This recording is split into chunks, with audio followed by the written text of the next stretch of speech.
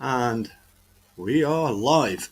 So, good evening, gentlemen. Let me go around the room, as it were. Jade, Mudgway, many thanks for joining us. Obviously, a celebrated bandit, and now down there in Redcar. Ryan, thank you very much for help for so much in putting this together.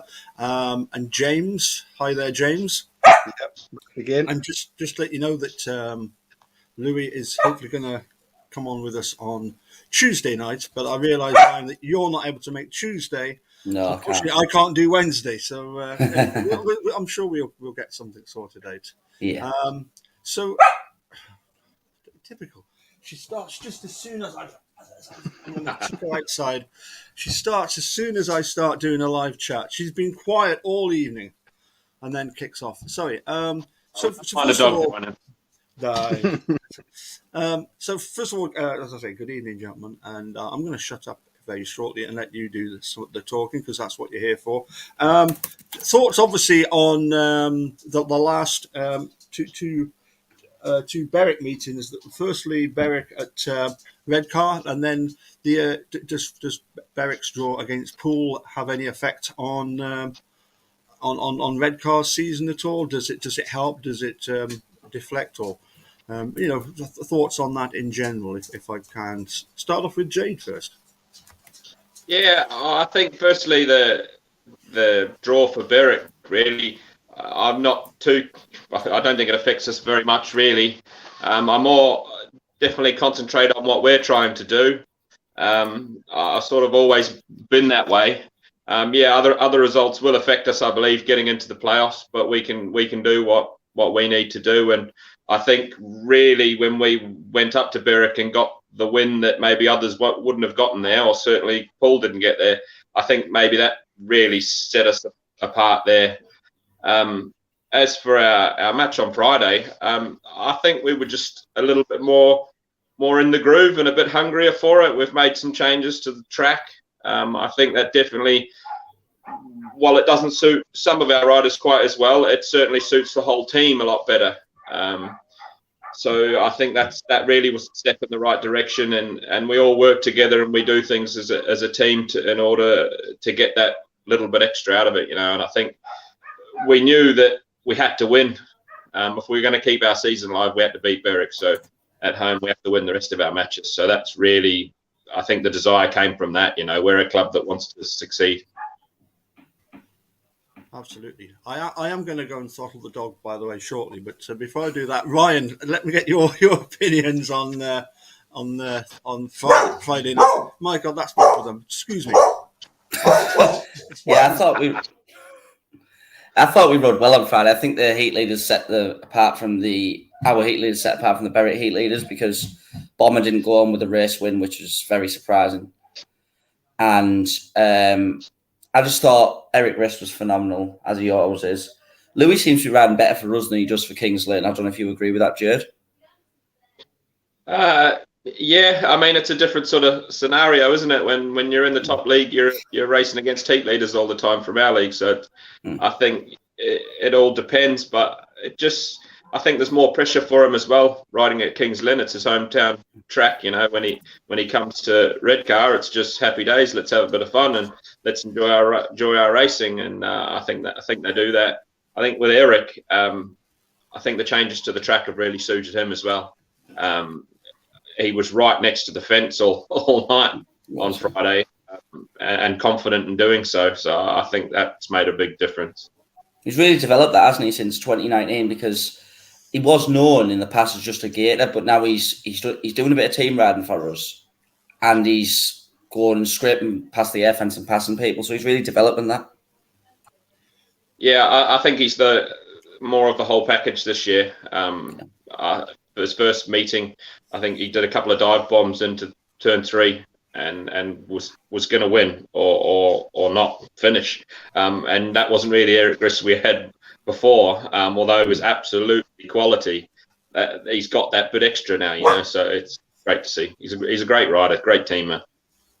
And Charles obviously does what Charles does. He just goes out there and does his business.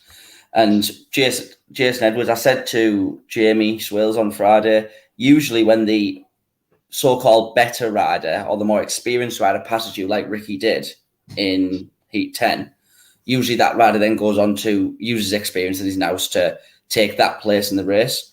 But Jason just went past him like he wasn't there. And I've been really impressed with Jason, considering he got dropped from 2 teams last season. He's just been really good for us. It's funny you touch on. Sorry, on you go. Right. Nothing really phases Jason. He just gets on with his job. You know, he's a great young lad. He's a rider that's actually like, I remember seeing him at Redcar, oddly enough, last year, riding for, I want to say he was maybe even guested for Plymouth, and he didn't score anything, but you've never seen a guy ride so well and score nothing. You know what I mean? Like, you could see that on another day, he'd have scored 6 or 7. You know what I mean? Just like the margins are so fine that, you know, on another day, it would have all came together for him. He'd have got the rub of the green and he would have been in those positions. And you knew then that there was something about him. So it was like no surprise to me at all that you guys had signed him at the start of the season. And he's having a great season, to be honest. And it's well deserved because he's put the hard yards in, you know, prior to that as well. So more importantly, though, he's a good person. He seems to be. It really turned it for me. I didn't know much about him, but I mean, he'd ridden some amateur meetings at Redcar before and things like that, and looked good. But when he guested for us at Birmingham last year, and it was the track was a bit rough and things weren't right, and you know, a normal rider might drop the head, and especially he was in the guest booking, he had nothing to gain, nothing to lose, and he went out there, made starts, and won the meeting for us just about, you know, so. To come and do that, and there was no bother from him. He's a nice, polite lad. He comes and does his job properly. I couldn't not sign him after that performance at Birmingham. We probably should have signed him towards the end of last year, but it just wasn't quite on our radar then. But it was definitely someone we needed to, and now a great asset as well. Yeah, that's the thing as well. Building for the future as well, and these guys and Jordan Jenkins as well, who believes now a club asset of yours as well. You know, these guys are the future, aren't they? And they've made great progress and that you know, since coming on board with us. And you know, fair play to you. That has to be the way that it goes. You know, you've got the sort of foundations there, a solid sort of future, and you're obviously thinking ahead of that. If other clubs did the same, you know, the sport would be in a better sort of situation than it is, I believe. Yeah, I think the only thing we're missing is someone truly local to bring into that pitch, I think. We have got more asset news coming, hopefully, in the future. But as of yet, we're still trying. And we've got our training schools and our amateur meetings and stuff. So we're just really hopeful we get some young lads from the local area to really get involved. A bit like Edinburgh are doing now as well. So we're trying our best. That's interesting. Jade, it would be totally remiss of me to mention, by the way, and I'm sure everybody listening knows that you used to be a bandit, and you were telling me that you rode for 2 seasons. Was that 2015? No, that was 2010 and 2011. Sorry, 2010, yeah. 2011. That's how I remember seeing you riding for the Bandits, and just a real sort of never give up, always battling to the end. So I mean, obviously you know Sheffield Park pretty well. Just as a sort of a general question, of the Redcar team, which would be the one that you would say would be the ideally suited for Berwick, and which of the Berwick team would be ideally suited around Redcar? Oh. It's a good question. Tough. You know, if you could swap, you know, a Redcar rider for a Berwick rider. We can't go into that. I'm not swapping anybody. I think. Well, you've already had Kyle Bickley, so let's move on to yeah, let's have that one. Really, when you come to it, I think Charles Wright is the man that I would put in it. If I had to put someone in at Berwick, it would be Charles. I mean, the thing I really admire about Charles is when the chips are down and we have to win a race or we have to do something to win the match, he'll drop the clutch and he'll do it, whether it has to be it just one way or another. It'll be done.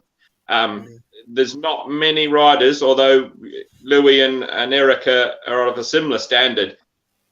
Charles got that something special when you really need the job doing. He'll put it all on the line for Redcar, especially, I believe. So it's another asset, and it's great to have. But I would put him down, and I suppose for Redcar, it's got to be Leon, doesn't it? I mean, last year when he was at our place, the Sunday match, I think, and you only just lost the match, didn't you? Because he was just trying really hard in Heat 15 to get all the way there, and he's box office in he's proper young talent. So he's a great kid.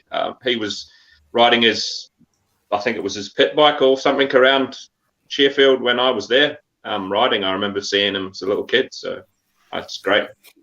It's interesting you're talking about the young kids, because 2010, 2011, was that under John Anderson as promoter? Yeah. Yeah. Dave Peake was actually the one who gave him a chance. Right. I'd been riding National League or Conference League, I think it was then, for Buxton, and I absolutely loved Buxton. And I came to Berwick and did the Stars of Tomorrow meeting.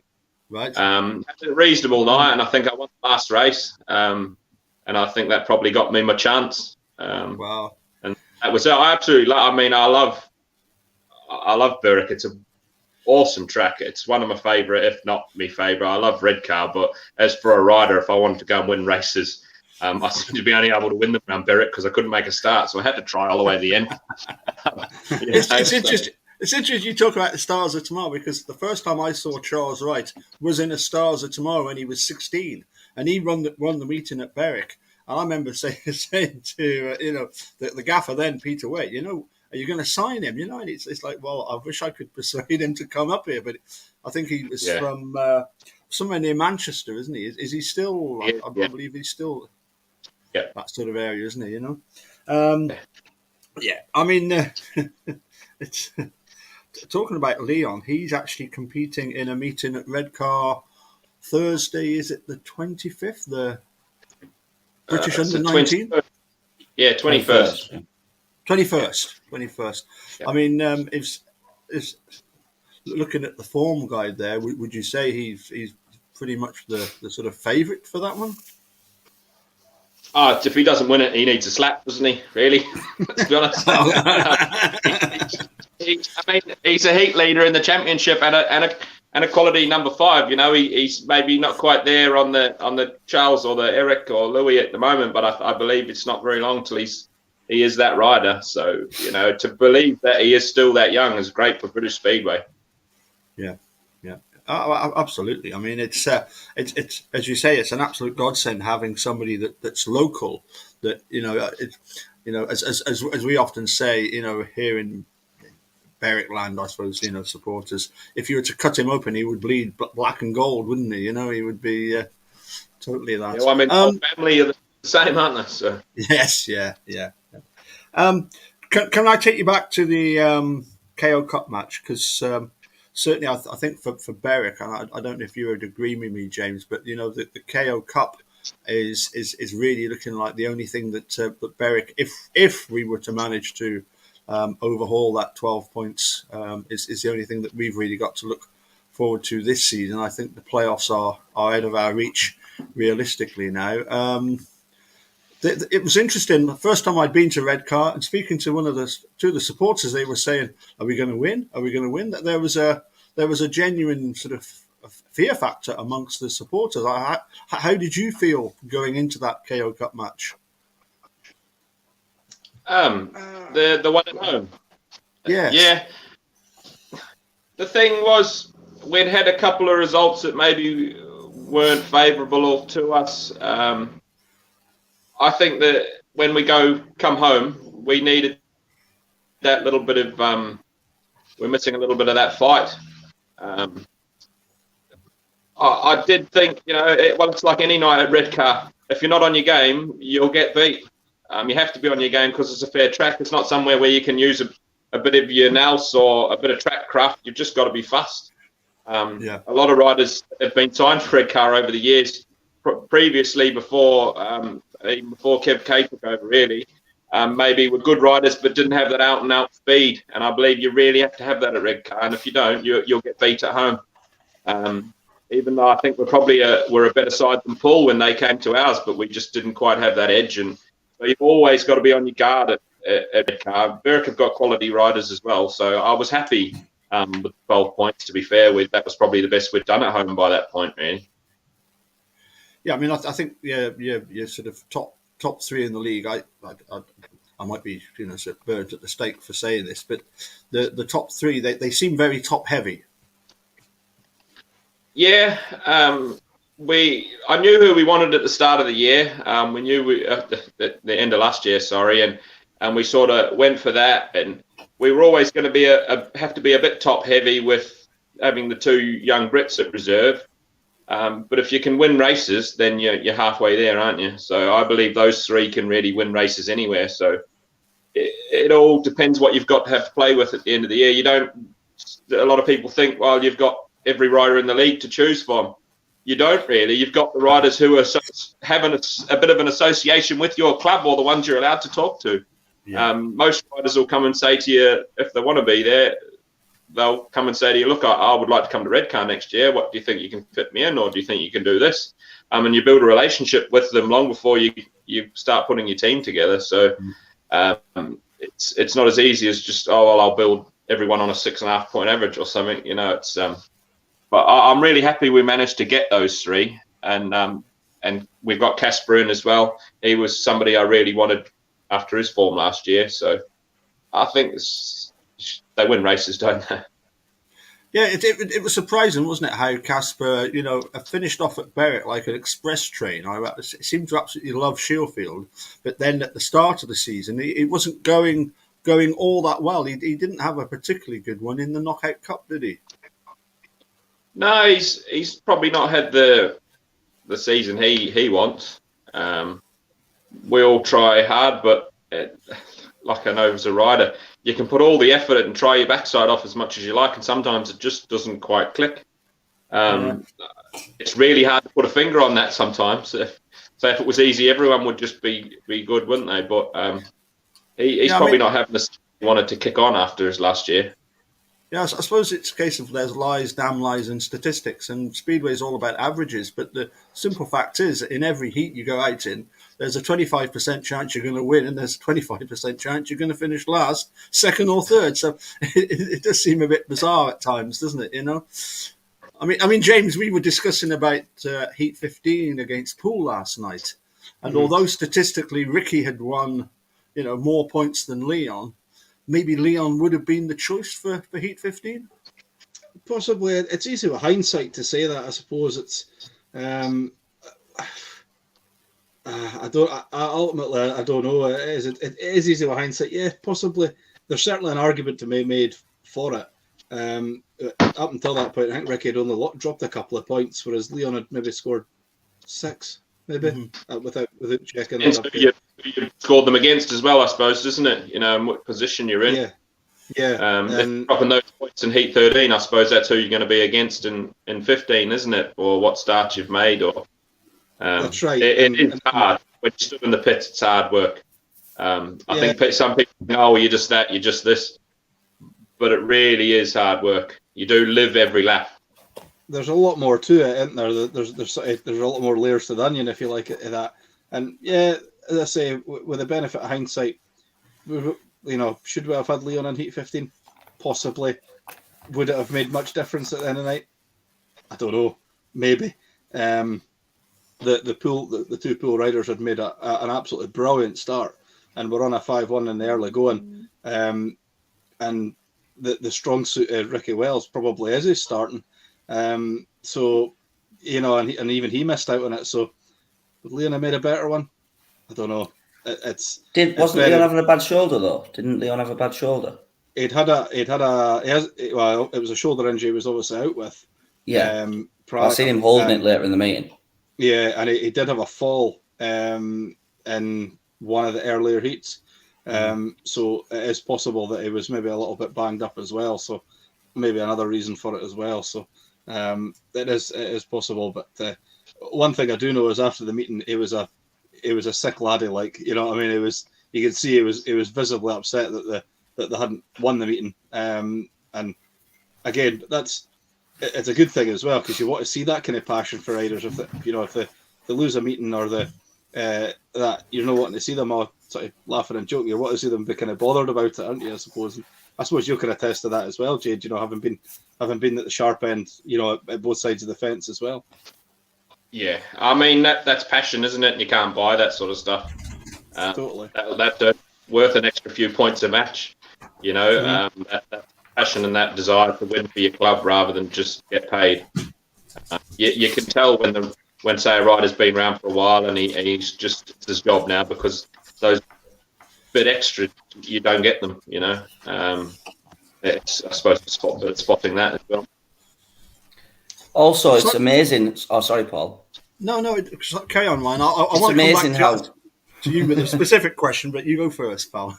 It's amazing how Ricky Wells goes from getting one on Friday and getting taken out of his last heat and getting put, and Knudsen coming in when Knudsen could have replaced Stoneman, to then him going, and as James says, only dropping a couple of points. It's absolutely crazy. It was a different rider last night to what. Very strange. I watched him in the pool match, and I mean, what can you say? Oh, he probably lost you that meeting, didn't he? At pool. I mean, it wasn't the only rider that was probably below par, but certainly if one of the riders who was a little bit below par had been slightly better, but again, if your auntie had balls, she'd be your uncle. So it's one of those, isn't it? I mean, you can't change it, but you're right. Ultimately, would have been, but it was, the usual thing. You know what it's like when you rock up to the track on a race day or a race night. You're sort of looking down the teams and sort of wondering pondering what's going to happen that particular evening. And we were sort of discussing last night, a couple of us, and we're sort of saying, Ricky Wells is the key man tonight. I really need him to have a good meeting. And then, all of a sudden he flew out the tapes at his first one. He thought, bingo, we're onto something here. We just about pulled it off, but too many races in the night, unfortunately for us. But that first ride can make or break a rider's night. A rider finishes last on his first ride, you might not get anything from that one ride straight from the off. If he can get out the start and gets in front, the bike will feel perfect. If he doesn't get in front, then he'll think he should be riding the other bike. It's so important, that first heat. Well, that takes me back to 2019, because we, Jade, you'll probably remember this, we faced Glasgow in the league and we lost at home. I think, I can't remember by how many, but I think we did lose. And Eric got 4 and fell in his first ride. And when would you ever see Eric get 4 at Redcar? You never would. No. Certainly not anymore. But let's say that's just those. You have those, don't you? Yeah, but that was his first ride, so that's why it came to my head. Anyway, Ryan, I've got a question for you. But first of all, looking forward to your analogy about your uncle on commentary, James. I'll drop that in somewhere. Excellent. So the other thing that struck me when I went to Redcar for the first time, every rider had a nickname.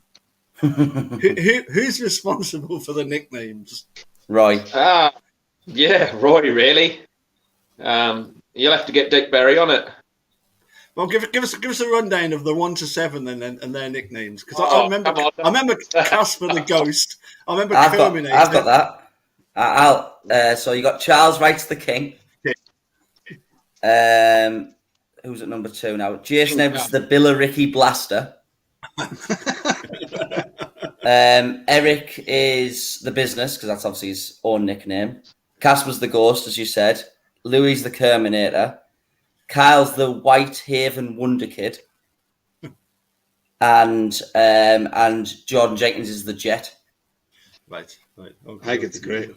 There should be more of that in Speedway, to be honest. Because I remember back in the days of Barrington Loft, it was absolutely brilliant. The guy that used to do some of the announcing and the DJing at Berwick put together songs that were played every time one of the Berwick riders won a race, and the one that always stuck. Songs.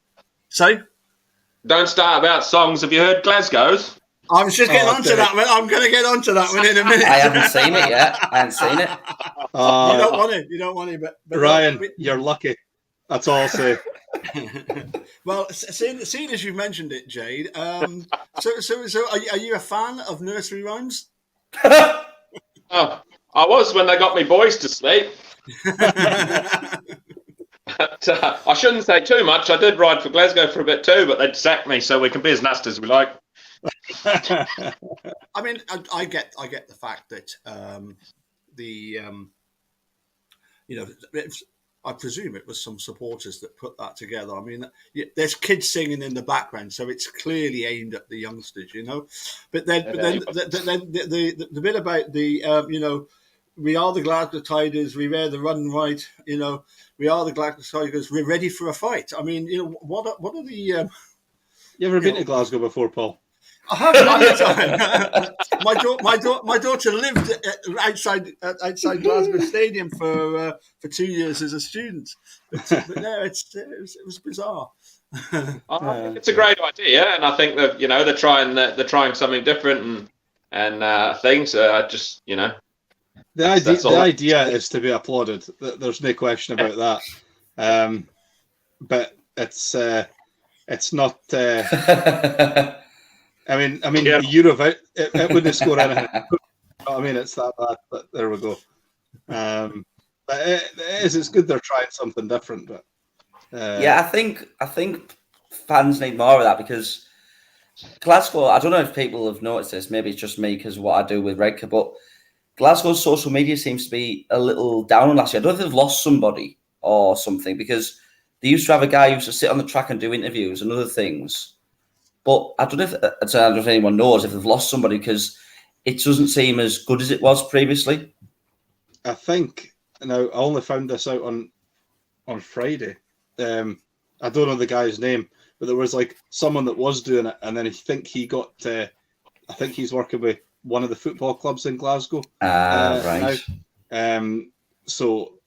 But I don't know whether they've ever actually like replaced him or not. Yeah. Or whether they're going to and they haven't had the chance yet or not. I don't know. But that may well be one of the as to why you've noticed that. But I mean, well, Jade, I'm irreplaceable, aren't I? So you wouldn't be able to replace me. You're one of a kind, right?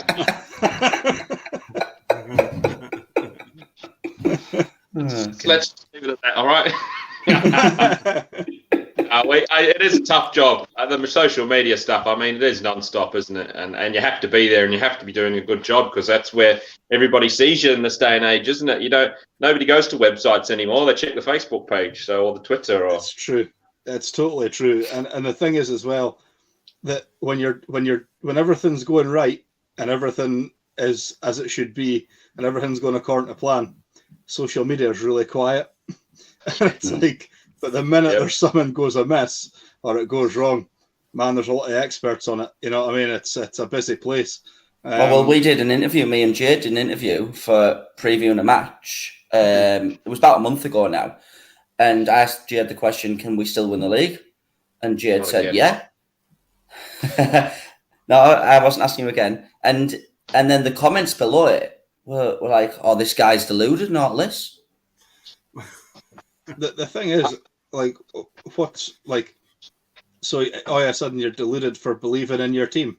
Yeah. So you're supposed to say no, basically. You're supposed to say, "Oh no, we can't." We just nah. The season's buggered. If you're not trying to win, then you're not. Why are you racing? Yeah. So exactly. I mean, if we get the playoffs, yes, we can win the league. We hit some form. Happy days. Why not? The thing is, that ultimately, it'd be nice to finish top of the league, but it doesn't matter. It doesn't count for anything.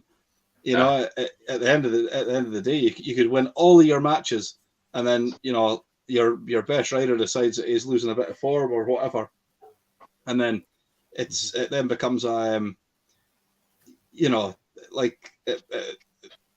season falls apart at the business end. Whereas you could have someone that just steady away as the season goes on, as they say, and creep into the playoffs and then just hit all the form at the right time, and then you're away. We've seen it time and time and time again, and you know, it'll happen again at some point or another. You know what I mean? And why not this year for you guys? Sport, isn't it? That's sport. You've just got to keep going until you can go no more. Never give up. It is exactly that. It is exactly that. Can I just ask a Redcar opinion? And I'm sure we've discussed this already, Ryan, but it'd be nice to get Jade's opinion on the whole Newcastle. I'm not going to call it a fiasco, but you know, the fact that they started off having, you know, we had the decision taken last year they weren't going to run anymore. Then they came back. I'm going to put it out there. Would it have been prudent, with the benefit of hindsight, for Newcastle to have started back up again, maybe in the development league, and just build slowly, or was that never going to be an option for them? I think they really had to be in the championship and have that quality of rider to get people to go. I think where they fell down and is they didn't put a competitive team together that was going to win. Like when myself and Ben Duffel took over at Redcar, and the same when Jamie came on board, the biggest priority was to put together a team that had ambition and were trying to win something. Because people don't come and watch things unless they're competitive. Nobody comes to watch. Nobody wants to get beat. Nobody enjoys getting beat. So if you put a competitive team together, they'll come. And I think that's really what kick-started our time at Redcar, and certainly my time at Redcar that year.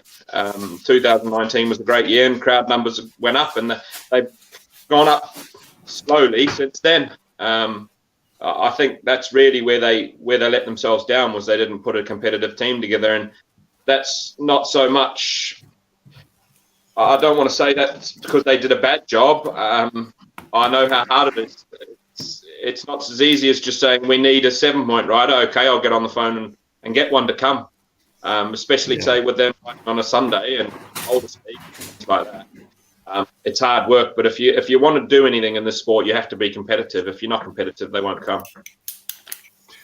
Well, yeah, I mean, James, I've mentioned this to you before. You know, it's the line from an Ian Jury song.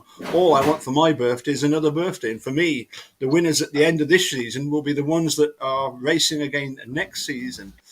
Even Poole, there's a question mark about them and their stadium, isn't there? Yeah, so I'm led to believe. I believe it's owned by, I take it by the Greyhound Association or whatever it's called. So they're potential at the mercy of that, and you know that's why like I can't speak to the sort of the situation on Poole. I don't know enough about it, but there certainly has been murmurings of you know, that potentially being a short future for that as well. Yeah. I think Poole have a 2-year license. I think. Right. Is it? It's a short window, you know. Oh yeah, but I think they agreed a 2-year lease. I think. Which I mean, as long as they're continuing, and then that's fine. It's what happens beyond that, which is why the likes of the news about Edinburgh, that's came out about sort of new stadium and stuff there is phenomenal. You know what I mean? Like it's, you know, it's great news that that they're going to be continuing on, and obviously the hope is that they'll be back to the tapes in 2023. And it looks like they're a great run club, aren't they? They run really well. Yeah. And they've been really needing to move on for a lot of years. I think when I rode there, everyone said it's the last year. Every year I went. Well, it's funny you say that. It's funny you say that. Like, yeah, there was rumours years ago that it's going to be the last year, and it was going to be a supermarket where the stadium is. And I mean, I've been going to Armadale probably since the early 2000s. And when I first went there, you drove into the, you drove in off the sort of main road, and then you were met with the stadium, and then it seemed to be miles until there was any like houses or anything like that. But as time's gone on, those houses have gotten closer and closer and started to swallow that up, and you could almost tell that the writing was on the wall at that stage. But you know, the good thing that they've had is that they had the support of the sort of local council as well. Yeah. Which is obviously like a massive thing, and that's ultimately what's done them the deal. Like, so it does show that, you know, it's a great thing for it. But yeah, I think the key really is what should have happened in the 70s, 60s, and 70s, even the 80s, they'd either Speedway need to build their own stadiums, or they should have purchased the ones they had back then when Speedway was actually making money. I think Redcar's really a blueprint for most Speedway clubs now, where we've built a track and had a refs box and minor facilities and built it every year from there. Now we've got a great stadium waiting on more additions. I think that really is how Speedway has to go now, and own our own stadiums.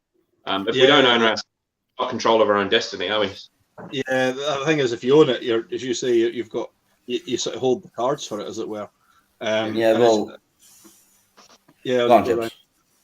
it's like Lakeside. They obviously shut down. Was it 2018 they shut down? 18, I think it was. I think. Or 17, all right. Anyway, I was saying the other week, obviously they were kicked out, but it's still left exactly as it was. They were going to build on it, but nothing's happened, which is so annoying. I know, Reading Right House there once, and then it closed. Say that again, Jade? Wasteland. Sorry? Say that again? Reading's just wasteland. You still see the outline of the track. Yeah. It's frustrating, isn't it? Because, these places could surely it would be better to have something there than nothing. I don't know.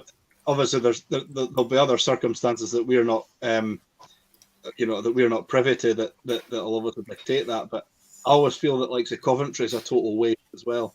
When you see and I can't help but feel that maybe there was a missed opportunity there for someone, I would say, to come and take that on. But the likes of Oxford really gives. I know Coventry's probably a bit further gone than Oxford was, but I think Oxford coming back and being so successful gives that a real line of hope, especially when you can say to the council, look, this is what's happened after a club's been closed 14 years.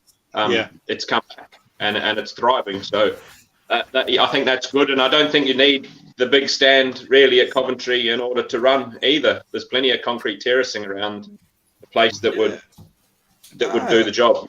I think you're right.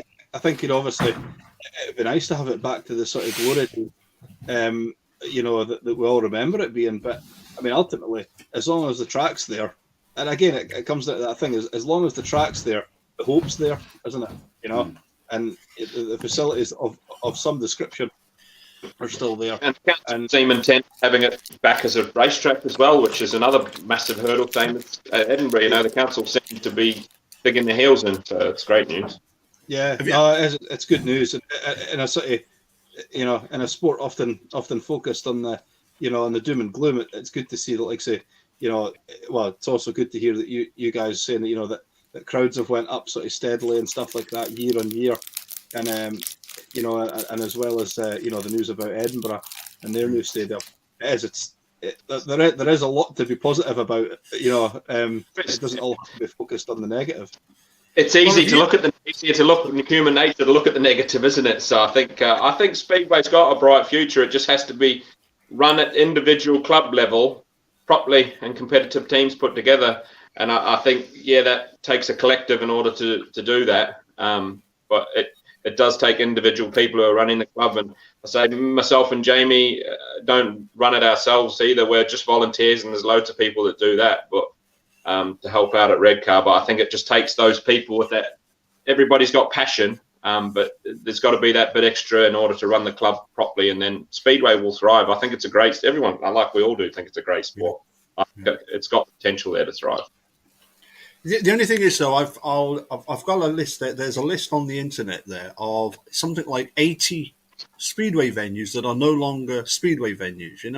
I mean, it's notorious for closing down. And I really wanted to ask you, particularly as you're obviously formerly the Middlesbrough Bears, when did Cleveland Park close down, and when did the Echo Arena open?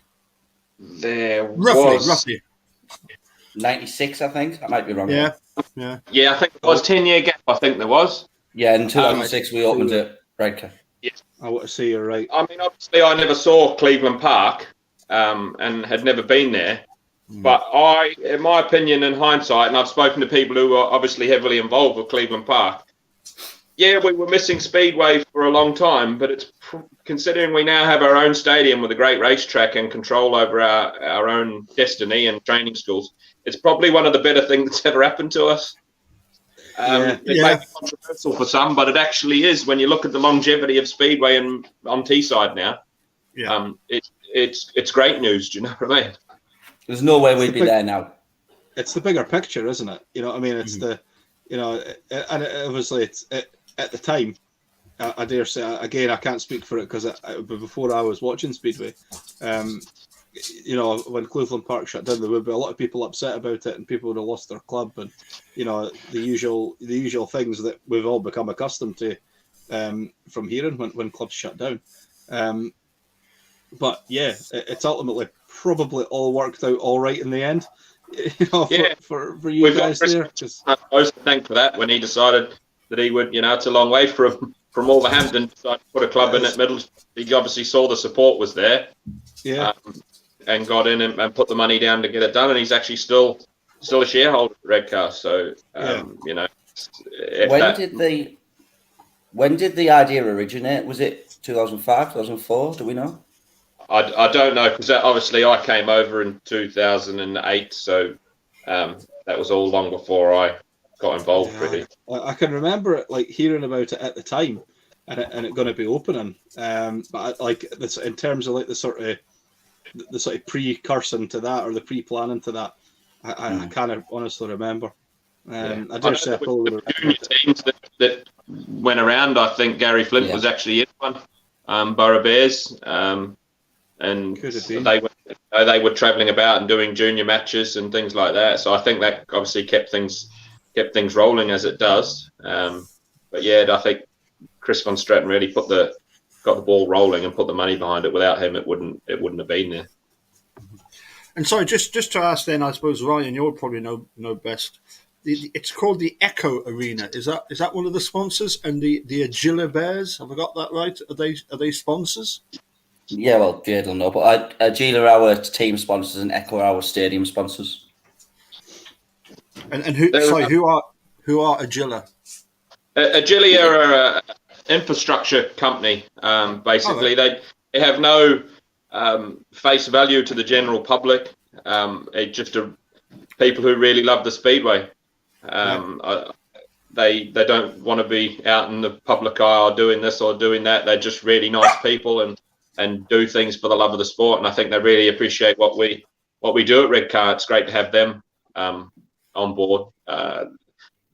We knew one of them originally, and more have got involved from the company, so it's great. But Echo is we've had him on board for a lot of years, and he was a sponsor of Wickley when he was young and juniors and things like that.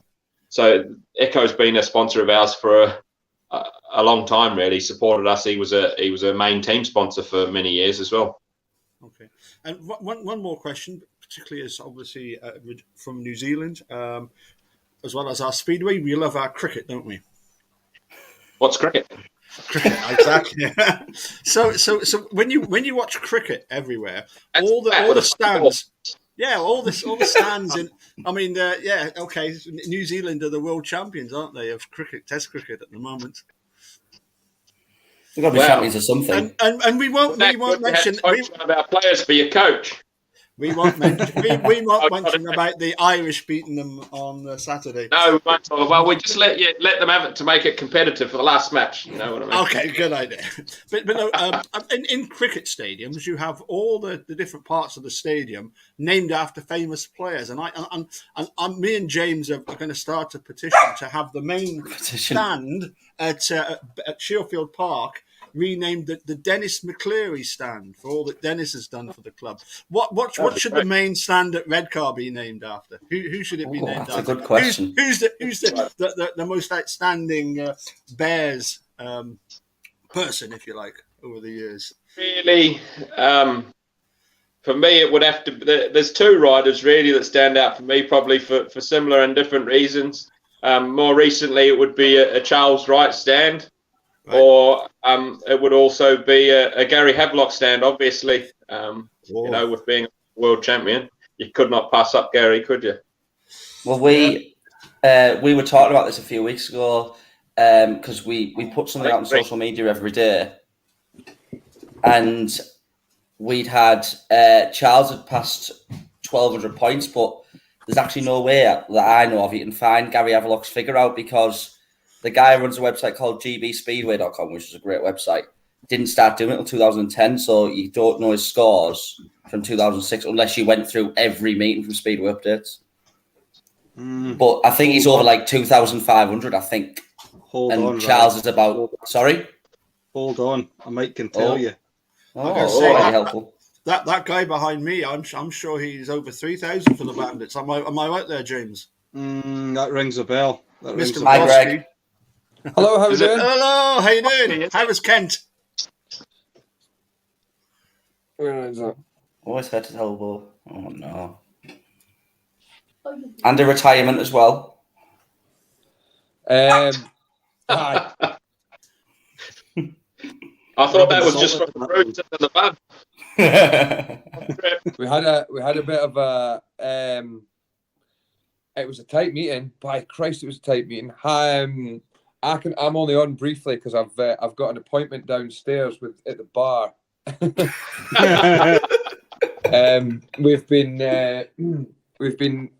We came down here last night and we stayed over at a travel lodge in Sittingbourne. As soon as the meeting finished, shot off away to see the White Cliffs of Dover, which is quite nice thing to do. Went for a bit of walk around there, and then I'm going to go and have a couple of drinks tonight. But I thought I'd just pop on and say hello to everybody.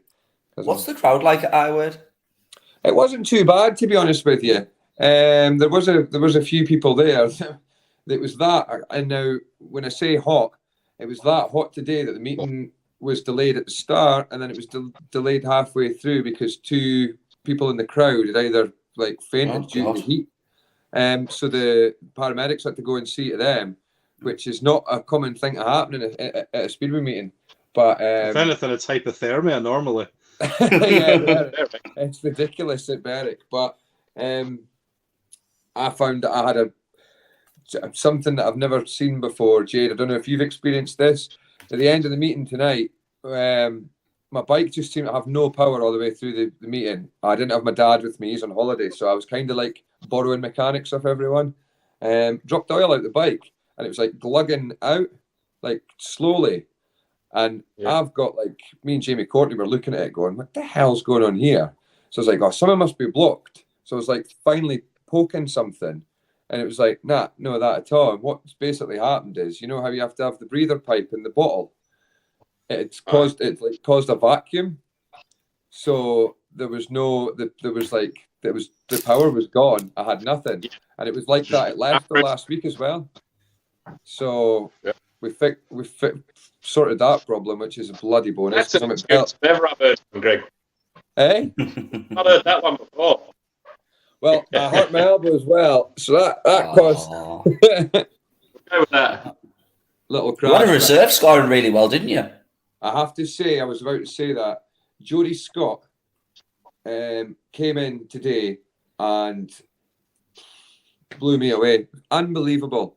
For a kid, I don't know how old he is. He's so fast, so smooth, and just really laid back and chilled out in the pits as well. He's a really good manner about him. I've never met a lad in my life.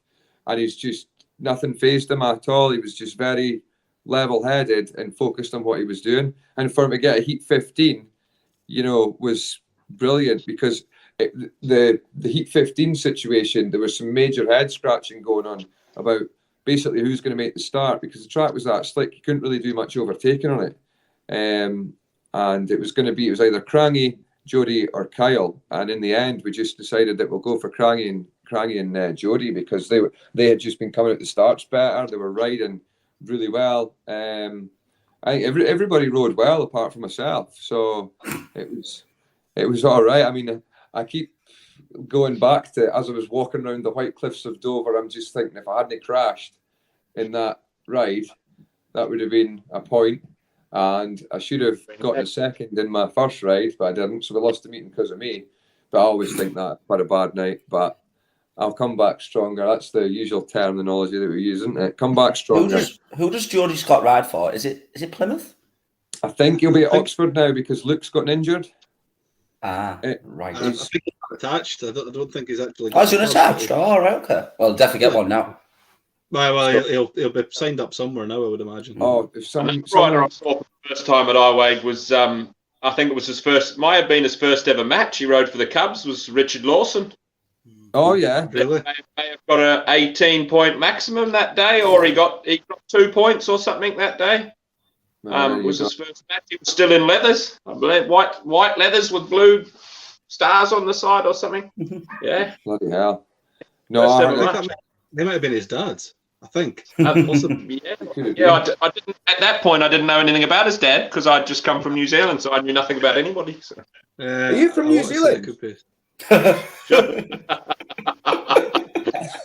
did you tell? I should have put the flag up for you, Greg. Eh? I should have put the flag up for you. You should have put the flag up. It always confuses me that. I always think that you and Mitchell Davey were neighbours. Hey, neighbours. Did you not see us on the telly? It's when neighbours become good friends. He was number one. I was number two. So, Jade, you're going to be up at Berwick on Saturday, I understand. Have you? You I am. probably already talked about this, haven't you? Any what? Sorry. You've We- already no, we probably haven't. discussed this. You're going up No, to Berwick no. on Saturday. Not really, no. Yeah. We're going to We win, haven't, we haven't but got that far. We haven't got that far. They're Oh, confident. no. Sorry, I'll let you carry on with what you. Oh no! Because you've led to the next question. Oh well, that's handy. Yeah. So, Berwick on Saturday, Jade. How confident are you going into that? Yeah, it's probably as confident as we have our at home match. We'll just come and get stuck in. I think, like same, it'll be the first 4-6 races are going to be the difference for us. If we can get out the starts and be really aggressive in the first bends, then we'll be fine. I think I've got quite a good record at Berwick. I'm not sure. I may have lost one match there. I certainly won the last 3 matches there as a manager. So I don't want to let that drop. You know what I mean? I would have felt bad there when I was a rider, but when as a manager, I want to go there and I want to win. So I think if we aim for that and we forget about the 12 points, then I think we'll be all right. Yeah, no, I think I just feel like that it could be a little bit more. I mean, the way that Berwick were against Poole last night, I think that would probably maybe, I don't know if it's maybe got you shaking in your boots a little bit because Poole are quite a strong side, and for it to be a draw, and only a draw because of the fact that Bummer's bike packed up, it seemed that all the riders were sort of fired up. I know that Ricky Wells has sorted some problems, had some issues that he's figured out and solved, which seemed to work for him last night. He scored a hell of a lot of points. So at the home, I'm going. I'm certainly going to be going there, and I hope to see a good meeting. It would have been a lot better a meeting the last time you was there if Jai Etheridge hadn't been injured, because that stopped us in our tracks. That kind of It really did. I think that sort of, especially after Leon got injured and then Jai got injured, I think that sort of scuppered your season there. yeah. Really, I felt bad for you at that point, but then it's at the same, we've got to take advantage of what we get because it'll happen to us the next time round. But I think it'll be tough. Yeah, Berwick are a good side, and I think Paul, it's not really changed my opinion what happened on Saturday against Paul. Paul have been going really well. I think they've maybe dipped a little bit. The quality side, and they'll probably bounce back next week and beat somebody away by 60 points. Get 60 points. But it doesn't really change. I don't take too much notice of what happens here or there. We'll get on with it, and so I think those first 6 races will be key. Yeah. No, I definitely I'm going there just to watch anyway, because I do like my Redcar Berwick encounters, as everybody knows that I am kind of torn between both clubs. I do like them both, and I always make an effort to go because you've always got a good fan base at Redcar. They do travel well. They do, I always find that it's really good. And I mean, that's not just a couple hours up the road to Berwick. Even in your southern meetings, you've always got plenty of red and white jackets floating about in the crowd, and it's good to see that because there's not as many. I would say that Redcar is probably the biggest away travelling club certainly in the championship anyway. We had great support last year at Plymouth. Yeah. It was really good. So I would agree. We've got some great travelling support and some proper hardcore supporters. I know a family that go to every single match, no matter what. Missed one match last year, Glasgow, because there's only 250 tickets available. They were gutted. Yeah, they broke down on the way to Glasgow this year. So. Oh, they did that. Oh no. It was like when me and my dad first went back to Speedway again. We hadn't been to a Speedway meeting together since I finished.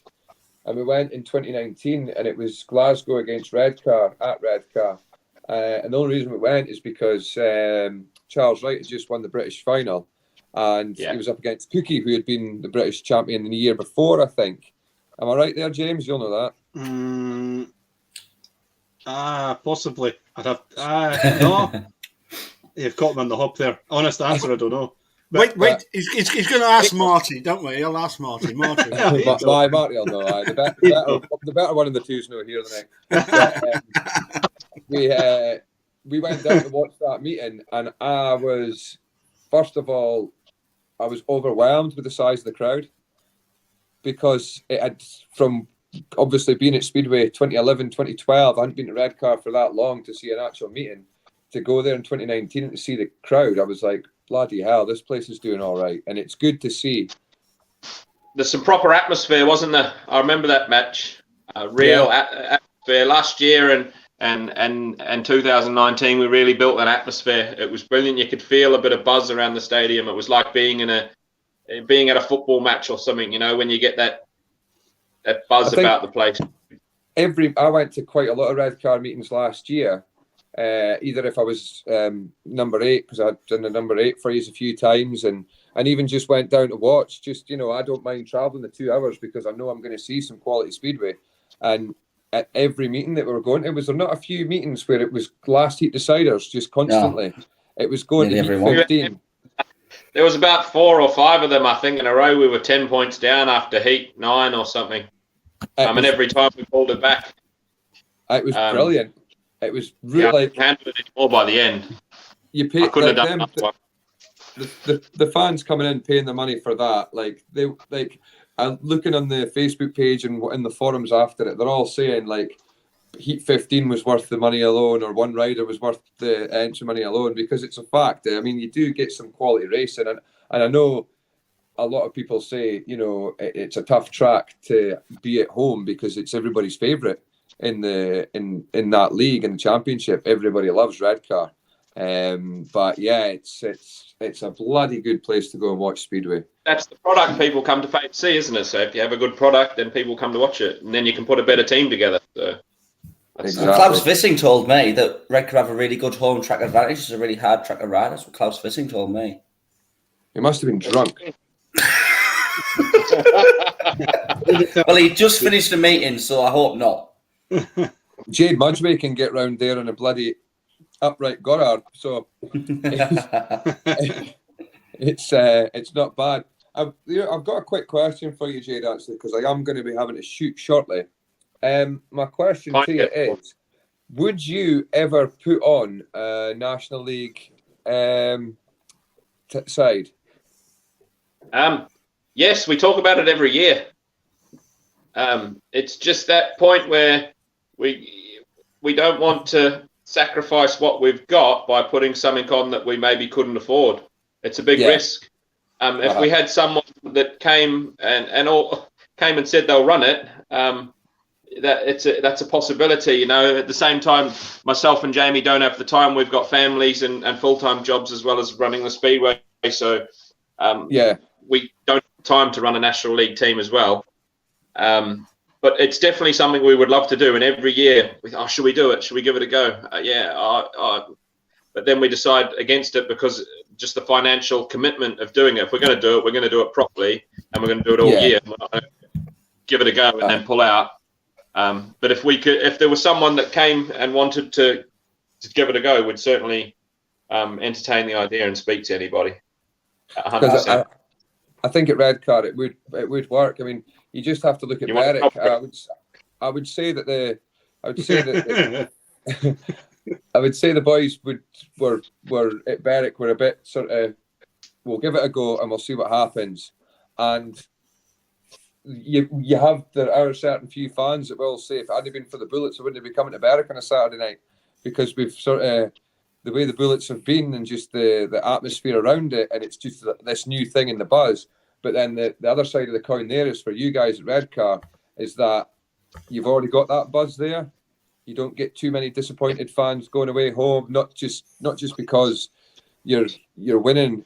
Even if you are losing, the meetings are always quite good. Whereas sometimes at Berwick, if we're out, it's a hammering, and a lot of the fans don't like seeing a hammering, time and time again. No. But that's just the way it goes, I guess. Because you guys will have had you wouldn't have been in the part of the management then, but you'll remember when Redcar were getting humped quite severely a few years ago. Yeah, and you still kept the crowd. Well, you say that though, Greg. It's taken a long time to build from there. Kev K really started building right from the off again. Yeah. And it's sort of built on year after that. It's taken a lot of time to get back to where we are from those years, I think. Like I say, a competitive team is why it's come. The National League something I really like to do, and I problem is I'd probably be tempted to have a go myself, and that's never a good idea. Yeah, I can see that happening, Jade. You got a rider that's injured, and then the next thing you know, license bought. Jade Mudgway, front page of the Speedway Star. Jade, you go out with Kieran. No.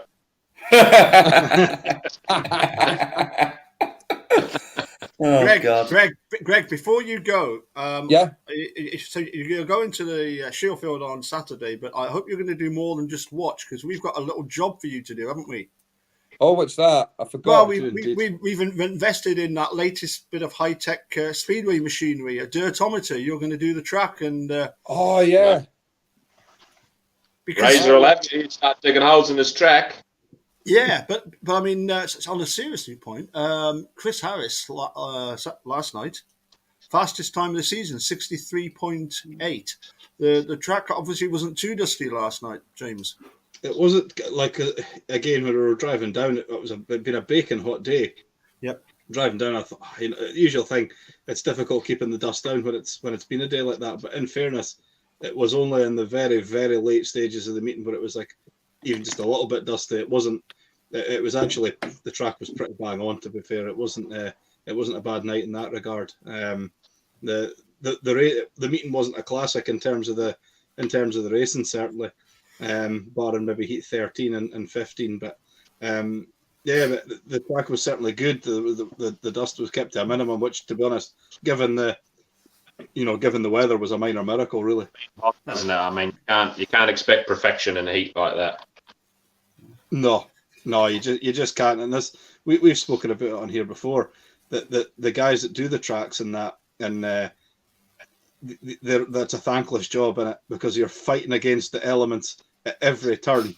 And, do you put water on it and hope it doesn't rain? Do you not put water on it and hope it does? You're fighting against it all the time. And then when you factor in the wind, the heat, or lack of, it's such a tough gig. You couldn't pay me for that. It's and the guys that do it do a sterling job, to be fair. Going back to next Saturday for a minute, I think it's very simple, Greg. I think our top four all score 10 points and it's all sorted. Is that what's going to happen? 10 points each, Ryan. All right. Yeah, of course. Yes, not 10 points together. Yeah, then we're through. It's fine. Going back to the thing, I've got a little bit of what's the word that I'm looking for? A little bit of trivia, a little bit of Berwick Speedway trivia for you.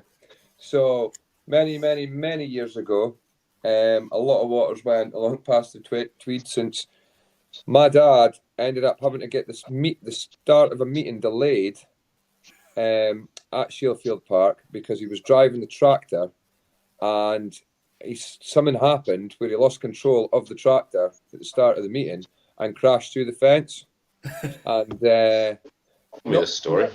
knocked the fence down, and he had to. I think my dad would have been about 15 or something like that on the tractor. Knocked the fence down, and they had to wait for ages to get the fence put back up again.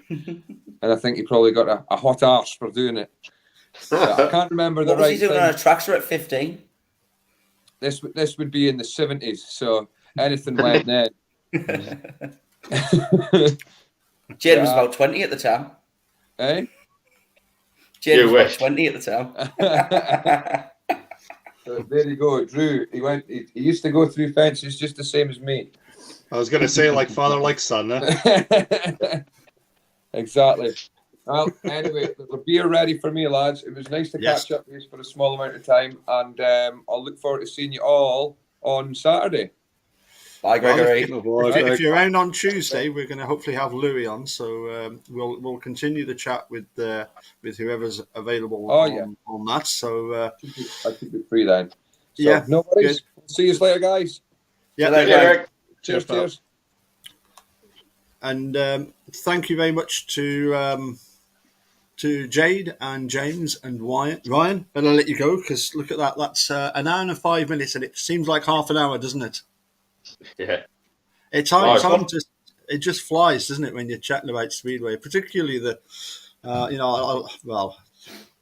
love talking about the old days, and the Barrington Loft, but I'm the only one old enough to remember that. I think James, you went to Barrington Loft when you were about 2 years old or something. Maybe about 7 or 8, I think, was Barrington. But truth be told, Paul, I don't remember much about it. So, but there we go. Yeah, in all seriousness, I think early doors will be the key on Saturday because if you get a good start, it'll be difficult for us. But I just think 3-hour middle order, Casper and Eric will get us over the line, I think. It was I think those guys that really Casper should do well. But he did last time, even though he was... Yeah, they did. Sorry. Yeah. It was those guys that did the damage against us, in the league match, as well as losing Jai in that meeting as well. Well, we had Pool the night before at home. Casper didn't really perform very well. Then it was a completely different rider at Berwick the next night. Yeah, well, it was funny. We were saying that, again, prior to the meeting, again, you look at the scores and what you think may not happen that night. And we were saying, that Casper hadn't been having the sort of season that he would probably want. And, you're thinking, he might do some damage tonight. And so it proved. It's a track he enjoys. So, but you know what? I like a rider like Casper. I don't grudge him that at all. You know what I mean? It was great for us last season, and he's always entertaining. He's a super nice lad as well. So, it's one of those things you don't grudge these people doing well at all. You'll certainly recognise me at the Speedway because I'll have my Casper Anderson hat on. You see. Either that or my Kyle Bickley hat, because that's the only way you'll recognise me. But finally, gentlemen, a prediction for Saturday then. Ooh. Score-wise, Jade, would you like to go first? Yeah, I think I'll go for the win by 2 on the night. So 46-44. Yeah. Yeah. James? That's 46-44. I think Berwick will win on the night. But Redcar will go through, is what my head's telling me. My heart's telling me something different, but that's what my head's telling me. Well, give us the score then.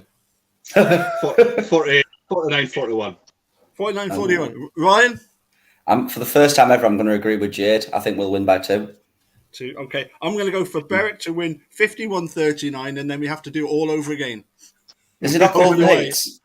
Oh, Golden Heat. Bloody God. No, surely Heats. not. 89 was brilliant when we had to go to Exeter twice in the knockout cup. That really doesn't sound brilliant.